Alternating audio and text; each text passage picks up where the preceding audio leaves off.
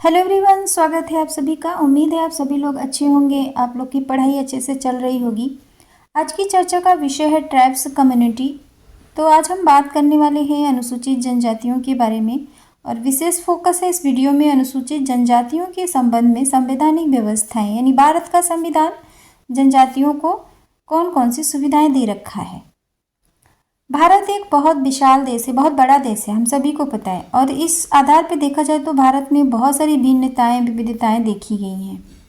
जनजातियों में भी बहुत सारी भिन्नताएं और विविधताएं और उनकी संख्या भी बहुत ज़्यादा है भारत में जनजातियों की संख्या लगभग 700 से भी अधिक है, यानी भारत में 700 से भी अधिक जनजातियां निवास करती हैं और संपूर्ण जनसंख्या में इनका प्रतिशत 9% पहुँचने वाला है।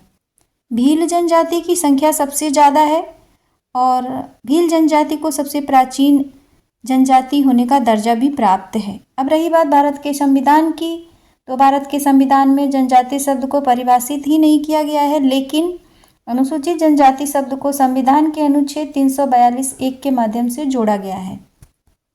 देश जब आज़ाद हुआ तो मूल अधिकार और नीति निर्देशक तत्व की बात कही गई।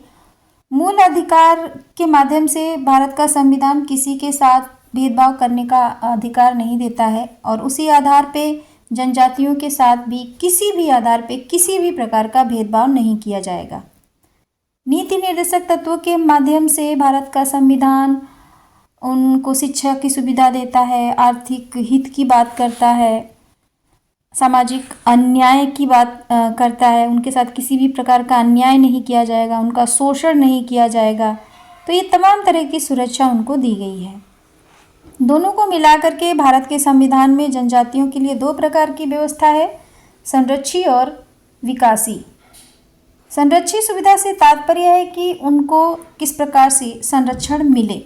इसके लिए शैक्षणिक सुरक्षा उपाय की बात कही गई है, सांस्कृतिक सुरक्षा उपाय की बात कही गई है, राजनीतिक सुरक्षा उपाय की बात की गई है, प्रशासनिक सुरक्षा उपाय की बात की गई है। ये बहुत बड़े बड़े टॉपिक है, लेकिन इस वीडियो में सिर्फ इतना ही बताएंगे हम आपको।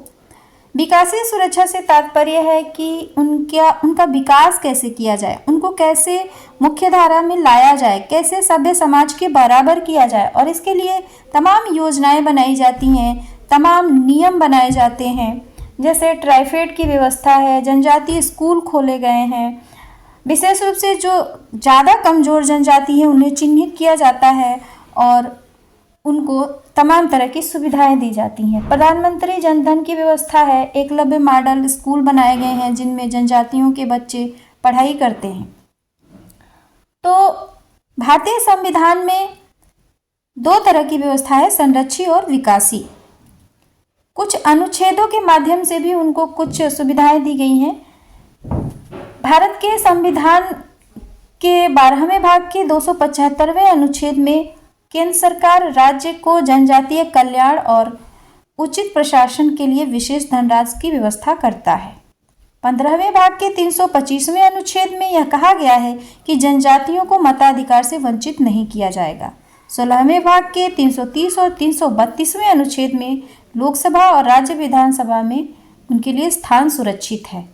335 अनुच्छेद सरकारी नौकरी में उन्हें सुविधा दे रखा है।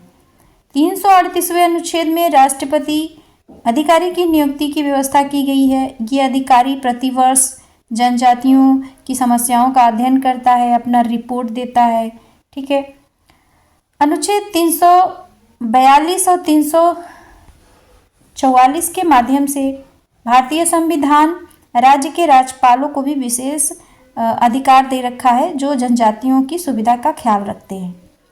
तो ये तमाम अनुच्छेद का जो देने का जो उद्देश्य है वो एक ही है कि किस तरह से जनजातियों को देश के अन्य नागरिकों को बराबर लाया जाए।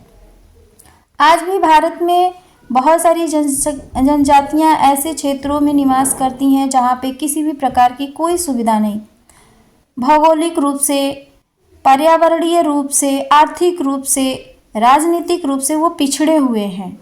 तो उनको इन सुविधाओं के माध्यम से कैसे समाज के सभ्य नागरिकों की तरह बनाया जाए, सभ्य नागरिक बनाया जाए, कैसे उनको सुविधाएं दी जाएं, कैसे उनकी सुरक्षा की जाए, कैसे उनको मुख्य धारा से जोड़ा जाए।